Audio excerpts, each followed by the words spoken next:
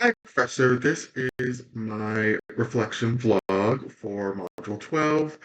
So starting off, what is the difference between micro and macro interventions, and what is the difference, or why is this difference significant in direct practice?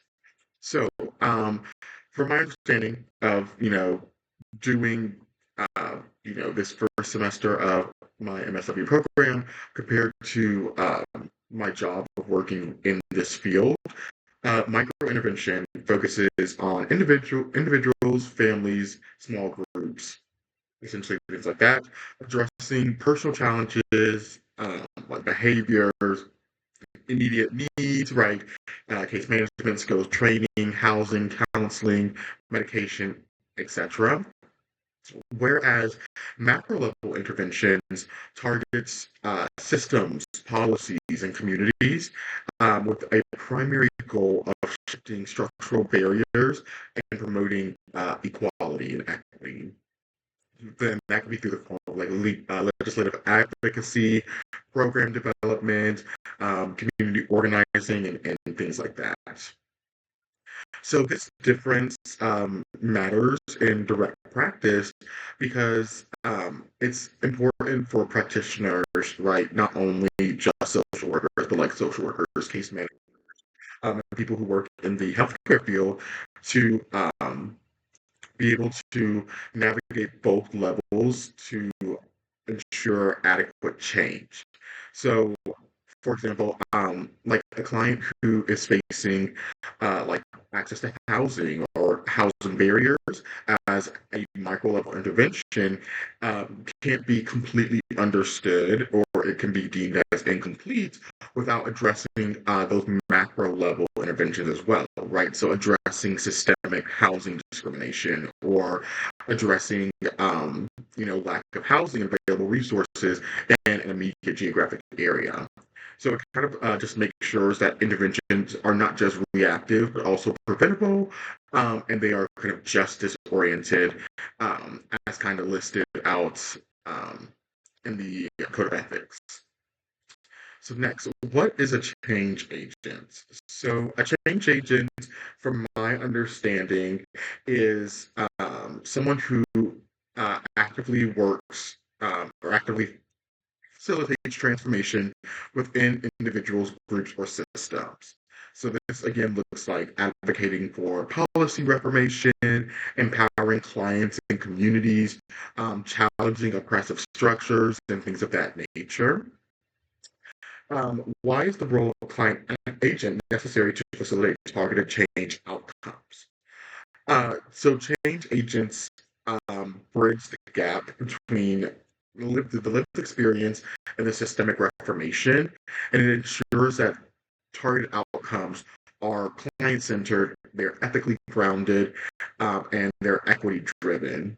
And so without a change agent, interventions kind of run that risk of reinforcing the status quo uh, rather than dismantling those barriers that make it kind of difficult for clients to achieve their goals. Your quantify scenario as developed with your skills partner. Identify a relevant macro level change strategy. So I do believe me and my partner chose excuse me, Sierra for the skills demonstration for Module 5. And so with that, um, I feel like the biggest macro level change would be kind of understanding like these policies and systemic barriers to being a teen mother. So in this instance, Sierra was 16 and she had, a baby with her on and off again boyfriend. So kind of these macro level changes for teen mothers can include the policies on education and contraception. I don't know what I can say that word.